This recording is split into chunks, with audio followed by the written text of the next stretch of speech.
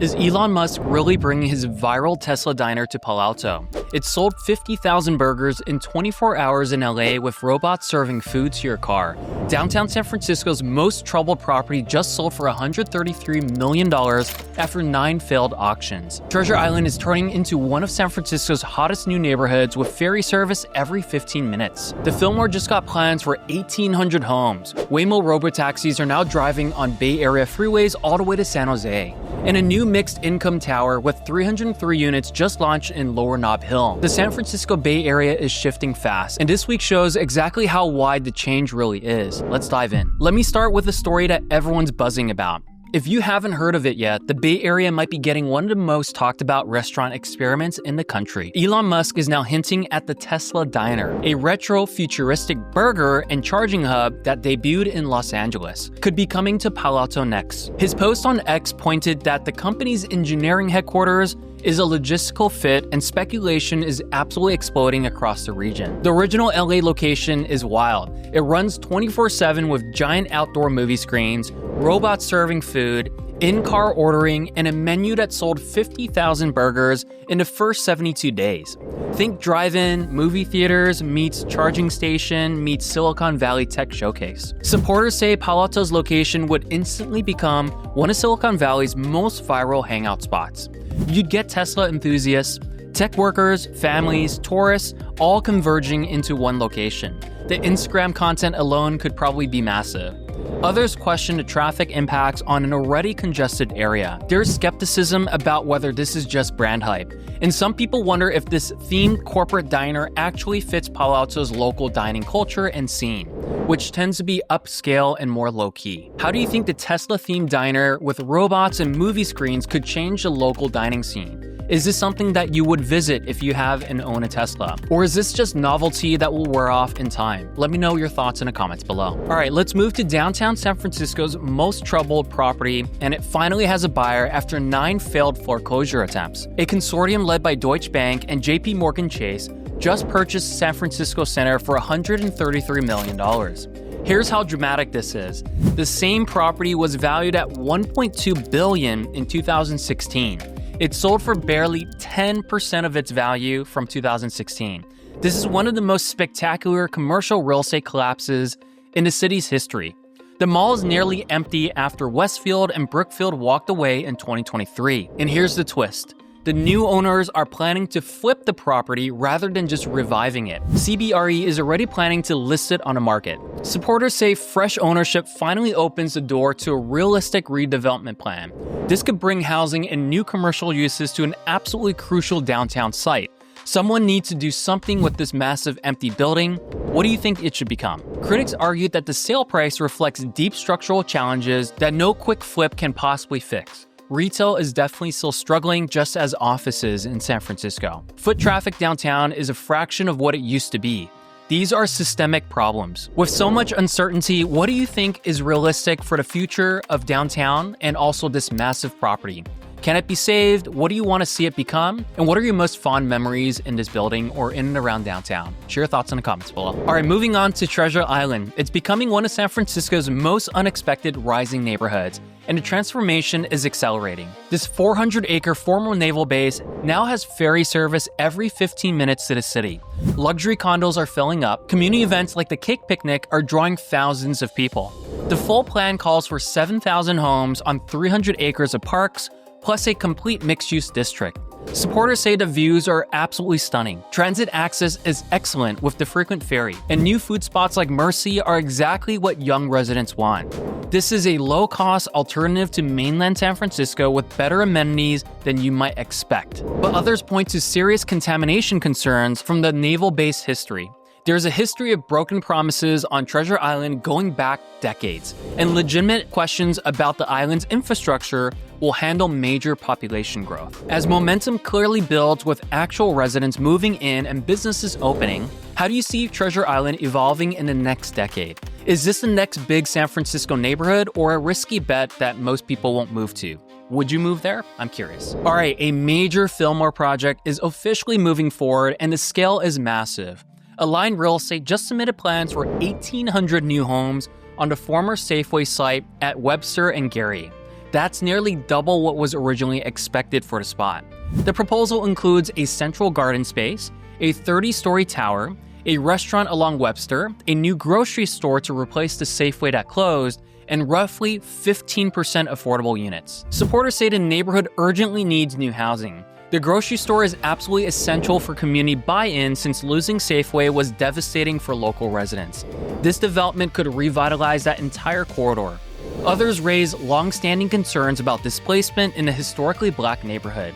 There are questions about cultural history preservation and whether large-scale development of this magnitude fits the character of the Fillmore, which has already changed dramatically. As the plan advances for approvals, how do you think this changes the Fillmore neighborhood? And what do you think this project should have?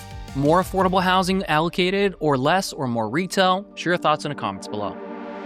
If you found our videos helpful and have additional questions about living here in the Bay Area, we'd love to be a real estate resource of choice. Reach out to us at hello@theownteam.com. All right, a new mixed income tower is rising in Lower Nob Hill as 1111 officially launches construction at 1101 and 1123 Sutter Street. This is 303 units total, with 102 reserved as deeded affordable housing. That's about 1/3. There's also a new commercial space and a childcare center. The project is backed by financing from HUD, Cal HFA, and AFL-CIO Housing Investment Trust. This signals renewed confidence in high-density development in the downtown core. Supporters say this is exactly the type of housing pipeline that San Francisco will need to meet state targets and rebuild local foot traffic. Mixed income means you get economic diversity instead of just luxury or affordable. Critics note that construction costs remain extremely high, as we would imagine in San Francisco. Timelines are long, and this won't be done for years. The neighborhood tension around height and density still runs very deep in this area. As work progresses, how do you think this tower will influence the future of Lower Nob Hill? Will this improve the neighborhood or just add to congestion? Share your thoughts in the comments below. All right, tech news. Waymo is now operating on Bay Area freeways for the first time, and they're expanding services all the way to San Jose. This creates a 260 square mile service zone that stretches from San Francisco to the South Bay. They're also launching a 24-hour curbside pickup at San Jose International Airport just months before Super Bowl and FIFA World Cup arrive to Levi Stadium. The timing is pretty strategic. Supporters say freeway access finally makes robotaxis a realistic alternative for long-distance travel and airport transit.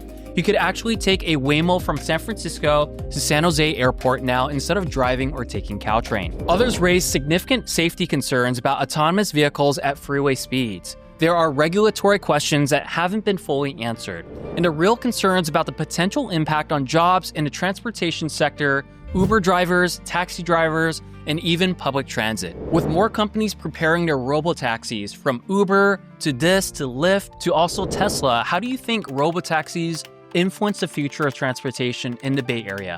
I'm curious to hear your thoughts. All right, moving back to housing in Hunters Point in San Francisco. A major affordable housing development just opened at the Hunters Point Shipyard. The Oscar James Residences delivered 112 income-restricted units across 2 buildings on Fredell Street. These homes serve families earning 30% to 50% of area median income. We're talking about truly affordable housing for low-income families. Units range from 1 to 5 bedrooms, which is perfect for families of different sizes. Supporters say this project finally brings long-promised housing to a community that has waited literally years for meaningful investment. Hunters Point has been neglected for so long, and this is tangible progress. Others argue that the shipyard's broader environmental and economic challenges still needs deeper solutions that go beyond individual developments and housing. There are contamination issues, jobs are limited in this part of the city, and transit access is poor. As the neighborhood continues its long-term redevelopment, what impact do you think projects like this will have on Hunters Point and Bayview's future? All right, let's move on to the Bay Area's food scene. This week brought a wave of new openings and returns across the Bay Area's food scene, and I wanted to highlight a few quickly. In Belmont, Jolly's Teas and Cream is blending brewed tea into handcrafted ice cream with flavors like black sugar bubble tea and also rose pistachio. In Nob Hill, Restaurant Nidus is preparing for its December debut with an 11 to 15 course Filipino tasting menu. Over in Chinatown, a 116-year-old Samwoo has reopened with its iconic $8 barbecue pork noodle roll. And in Pleasanton, Phil's Coffee just opened Northern California's first ever Phil's drive-thru. There's many more, but with new and returning spots making waves, which of these openings do you think will have the biggest impact on its respective neighborhood? I'm personally most excited about Samu given that I grew up in the city, in Chinatown, and that's a place that I used to visit. And by the way, if you want daily updates on the newest Bay Area food spots the moment they open, I cover them on Instagram. Check out my Instagram page at Bay Area Wilson. If you're watching this because you care about where the Bay Area is headed, the real estate side and your housing and where you live matters and is influenced by all of these developments. San Francisco's inventory is still below historic norms. Demand is strengthening as the Federal Reserve signals future rate cuts. In the neighborhoods we talked about today, Treasure Island, the Fillmore, Lower Nob Hill, Hunters Point are all seeing early signs of renewed buyer activity. Whether you're comparing urban condos in the city, single-family homes on a peninsula, or investment opportunities near major development areas, our team can walk through and answer any questions you might have. If you want a strategy session tailored to your budget, your timeline, or you just have questions that you want to ask about different neighborhoods, reach out to hello@theownteam.com. We'd love to answer any questions you have. I'm Wilson Leung, and on behalf of our team at Own Real Estate, we thank you for watching this video. If there's other things that you want us to cover that you know about, share them in the comments below. If you enjoyed this video, hit that subscribe button because we release weekly videos on what it's like to live here and the new things coming to the Bay Area. Thank you so much for watching.